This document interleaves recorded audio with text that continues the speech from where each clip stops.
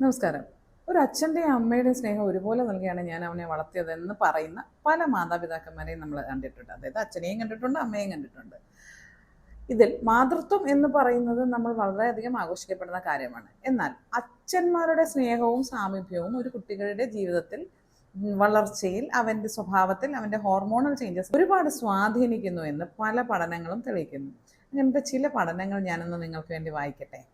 ഒന്നാമത്, നല്ല അച്ഛൻ എന്നത് ജനിതകമായ ഘടകങ്ങൾ കൊണ്ട് മാത്രം ആശ്രയിക്കുന്ന ഒരു കാര്യമല്ലെന്നാണ് പറയുന്നത്. നമുക്കറിയാം, സംഘർഷം നിറഞ്ഞ ദാമ്പത്യ ജീവിതമുള്ള അച്ഛനമ്മമാരുടെ കൂടെ ജീവിക്കുന്ന കുട്ടികളുടെ ശരീരത്തിൽ പോലും അതിൻ്റെ ട്രോമയുടെ പാടുകൾ ഉണ്ടാകുമെന്ന് പറയുന്നുണ്ട്. അമേരിക്കയിലെ പെൻസിൽവാനിയ സ്റ്റേറ്റ് സർവകലാശാലയാണ് ഇതിനെ സംബന്ധിച്ച് ദീർഘമായ 10 വർഷത്തോളം നീണ്ടു നിന്ന ഒരു പഠനത്തിന്റെ അടിസ്ഥാനത്തിലുള്ളതാണ് ഈ പറയുന്നത്. ഒന്ന്, കുഞ്ഞുങ്ങളോടൊപ്പം വായിക്കുകയും സംസാരിക്കുകയും കളിക്കുകയും ചെയ്യുന്ന അച്ഛന്മാരുടെ കുട്ടികളിൽ ഭാഷാവികാസം വേഗത്തിലാകുന്നു എന്ന് പറയുന്നു. രണ്ടാമത്, അച്ഛൻ്റെ സജീവ പങ്കാളിത്തം കുട്ടികളുടെ ആത്മവിശ്വാസത്തിലും സാമൂഹിക പ്രതിബദ്ധതയിലും കഴിവുകളിലും നല്ല സ്വാധീനം ചെലുത്തുന്നു എന്ന് പറയുന്നു. ഇനി ബ്രിട്ടനിൽ കുറച്ചുനാൾ നീണ്ടുനിന്ന് നടത്തിയ ഒരു സർവേയിൽ അച്ഛൻ കുട്ടികളോടൊപ്പം സ്ഥിരമായി സമയം ചെലവഴിക്കുന്ന കുടുംബങ്ങളിൽ കുട്ടികളുടെ മാനസികാരോഗ്യം കൂടുതൽ സ്ഥിരതയുള്ളതാണെന്ന് കണ്ടെത്തുന്നു. കുടുംബത്തിലെ സമാധാനപരമായ ബന്ധങ്ങൾ കുട്ടികളിൽ സമ്മർദ്ദം കുറയ്ക്കാൻ സഹായിക്കുന്നു.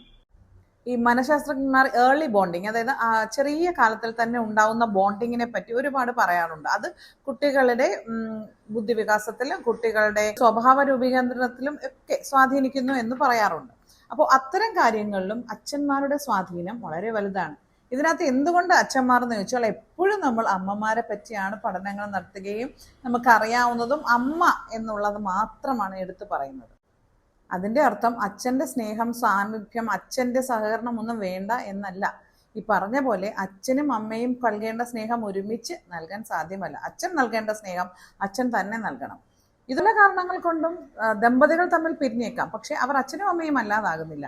അച്ഛൻ്റെ സാമീപ്യവും അച്ഛൻ്റെ സ്നേഹവും പരിഗണനയും പരിലാളനവും ഒക്കെ കുട്ടിക്ക് ലഭിക്കാൻ അത്തരം സാഹചര്യങ്ങളിൽ പിരിഞ്ഞു പോകുന്ന ദമ്പതികൾക്കിടയിലും സാഹചര്യങ്ങൾ ഉണ്ടാക്കേണ്ടതും സൃഷ്ടിക്കപ്പെടേണ്ടതും അത്യാവശ്യമാണ്. നമ്മൾ സെലിബ്രിറ്റികളെയൊക്കെ പലരെയും കണ്ടിട്ടുണ്ട്.